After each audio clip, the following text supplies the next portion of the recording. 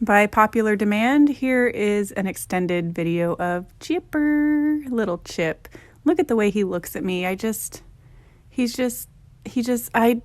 can't explain some dogs and this connection that we share. Just the way he looks at me, he just like radiates this pure, true, just love and gratefulness that, if a human looked at me like that, man, I'd be done. But they never do. So anyway, I digress. He says, I'm just a very nice boy, and if I see an opportunity to give my love to somebody, then I'm going to do it. I get a lot of love at my house, but when I come here, I'm going to get it too. So I'm going to look at you, and you're just not going to be able to resist me. But I don't understand why I got to get my nails done, but I understand, though, that it's something that you got to do, and I just deal with it because I know I'm going to get some love afterwards. He's not really a huge fan of having his nails done, but he deals with it. And I always try and find a comfortable position. Like, I don't make him stand up to do it. Like, oh, he says, I didn't like the way that felt, but I'm sorry for moving. Let me kiss you to apologize. I find that if a dog is comfortable, look at him, he's just looking at me again.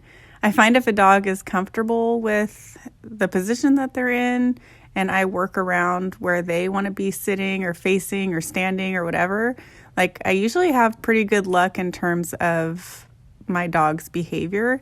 Some of my coworkers will be like, you never have a bad dog. And I'm like, well, I mean, I do have some that are difficult or that frustrate me, but I think that it definitely is more far and few between because I adjust myself rather than adjusting the dog. On Sunday, I had these two little dogs that, they drove me crazy. It was really difficult for me to keep my cool. And, I don't lose my cool, but some dogs, there's some little like nuances that dogs have a tendency to do that will kind of like frustrate me. And so these two dogs, they didn't like the dryer. One of them she just screamed and screamed and screamed like I was just killing her. And I literally would just like have my hand on her and the dryer on, not even touching her. And she's going, "Rawr!" I'm like, oh my gosh. People think that something terrible is happening back here, and I'm literally just touching your side and I have the dryer on near you and not even on you. So never like assume that a dog is getting tortured. But I ended up just letting her air dry, and she ended up taking me forever. But I put a note. I was like, I do not want to groom these dogs again. Like they drive me crazy. And so my coworkers are like, oh gosh, if you're not going to be able to do them, then I don't want to do them either, which sucks. I mean, they'll probably end up coming back to me and I'll work with them and stuff, but it happens. But like I said, just working around them and making sure that they are comfortable and having a good time is key to having a well-behaved dog.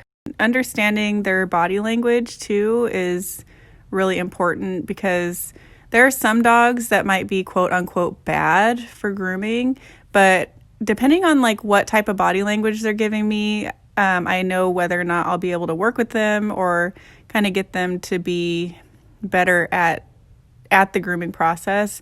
And it really, really helps when my humans of these dogs are very understanding. Like I have a couple really nervous dogs I've posted a couple videos on that will come to me, and the parents are like, whatever you can do is fine, and being understanding about like maybe it's not perfect or it doesn't look great like the first couple times, but knowing that we're doing what we can without overwhelming the dog.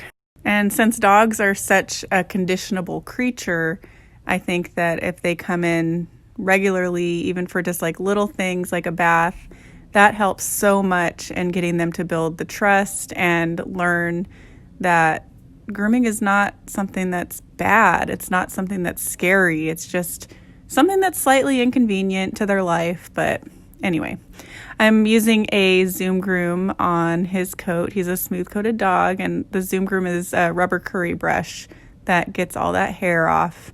And he says, I'm really enjoying that. That feels pretty nice. I think I could do this grooming thing, especially with all the love and hugs that I get while I'm here. I will add a link to the Zoom Groom in the description below. It's only like $8 on Chewy, and they're awesome if you have a smooth-coated dog. Some dogs have like thick areas on their neck and like their rear feathers, and I like to use a comb in those areas. Excuse me, you stop brushing me. Can you not talk to your coworkers and please continue to use that wonderful tool on me? And I said, I'm sorry, Chip.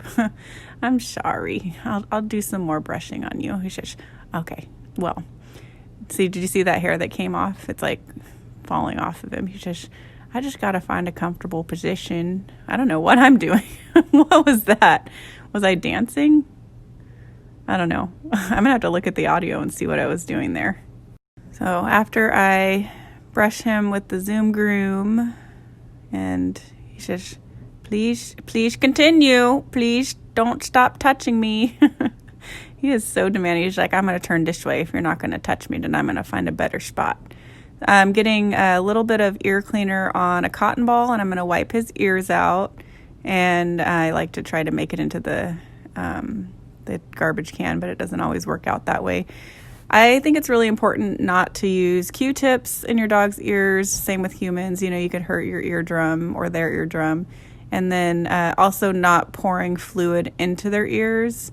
There's some like ear flushes, which I don't have really experience with, but we just moisten a cotton ball with a Well and Good ear cleaner, any dog-friendly ear cleaner, and just wipe out the inside just to get any debris or dirt. And it also gives us an opportunity to look and see if we notice like any odors or any discharge, and that we can inform their humans about that, to have the vet maybe take a look at their ears if they're getting kind of funky.